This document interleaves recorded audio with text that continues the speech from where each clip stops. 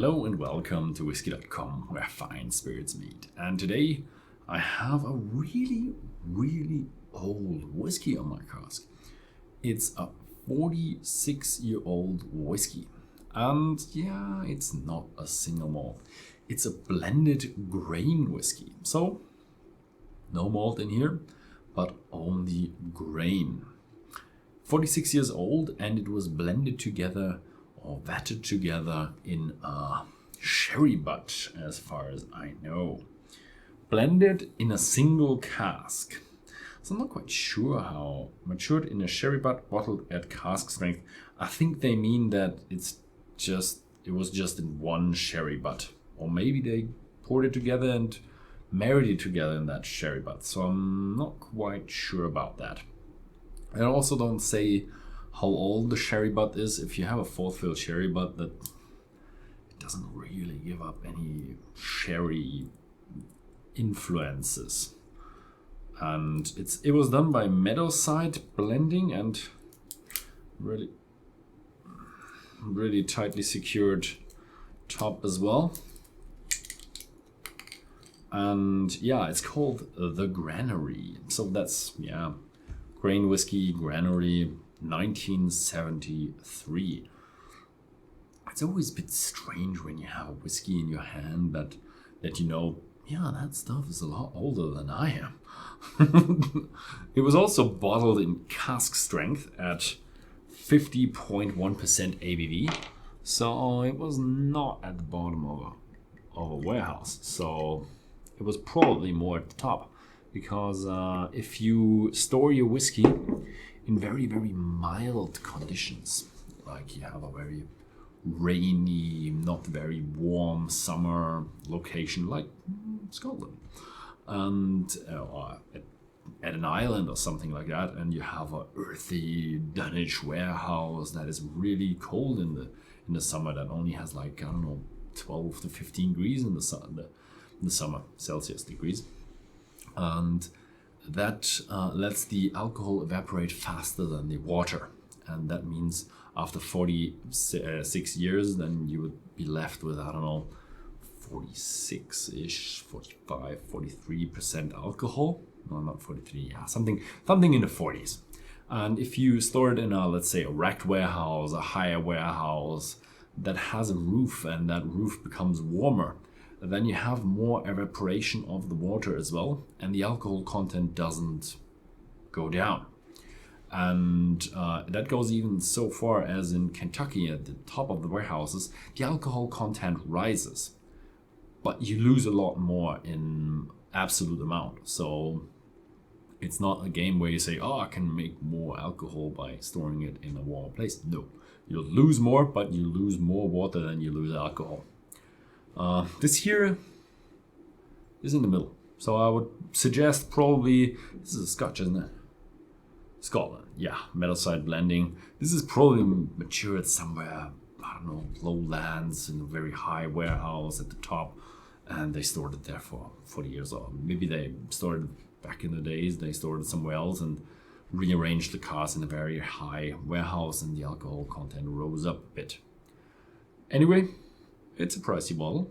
46 years is a very long time, and not everybody has the patience to wait that long. So it's rarer, and it's a bit pricey. Oh, and you smell that. A bit of a pity that I'm not drinking that much grain, so I can't really compare it a lot to younger ones. Grain usually is a little bit flat, but this one just does it better because of the the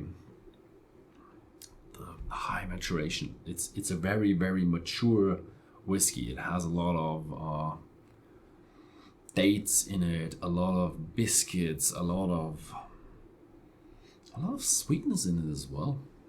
So you realize it's a nice sherry cask. It's not one of the very cheap fourth fill ones that I suggested earlier. It's a good one.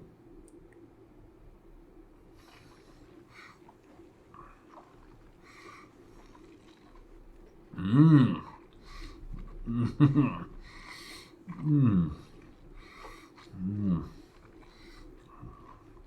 Caramelized oak in a glass. Mm.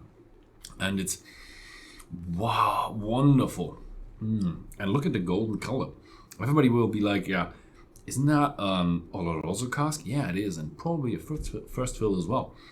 So shouldn't it be reddish? Nope. So the color of a whiskey matures differently than the flavor.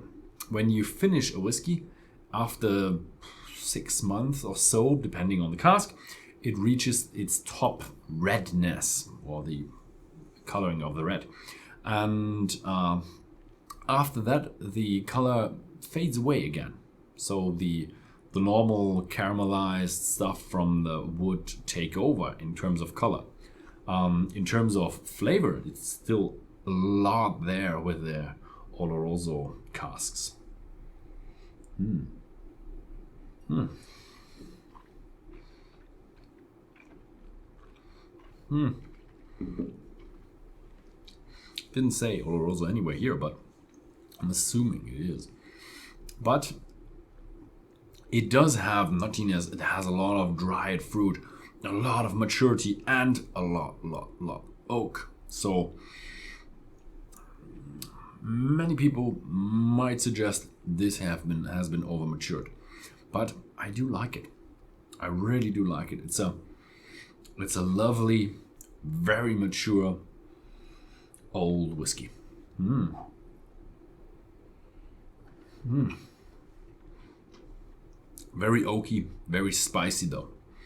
Might as well be an European oak. Not quite sure, because after that amount of time you would get that from American oak as well, as in terms of spiciness. But it's really a spiciness combined with oak, combined of bitterness as well. So this is a hefty, dark, spicy, oaky whiskey. As I said with my first comment, caramelized oak in a glass. Hmm. Hmm. I like it. I'm really excited if Horst's gonna let this into the whiskey of the month or not, because we're all a bit distanced to the grain stuff, because usually the grain stuff is not that good, but this is exceptionally well. But it's really long lasting, and it stacks up with all the sips you take.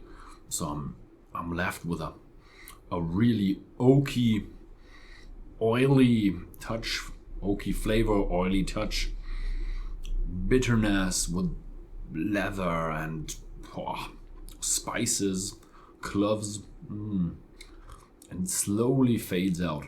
Wow, that's a hefty whiskey.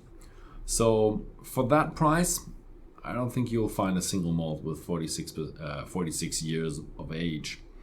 So if you want to have a tasting of a 46-year-old whiskey and don't want to spend, I don't know, 2,000, 3,000 on a bottle, but just 200 to 300, then this one might be the best bet for you. So, yeah. Thank you very much for watching. If you like this video, then please feel free to give it a thumbs up, and see you next time.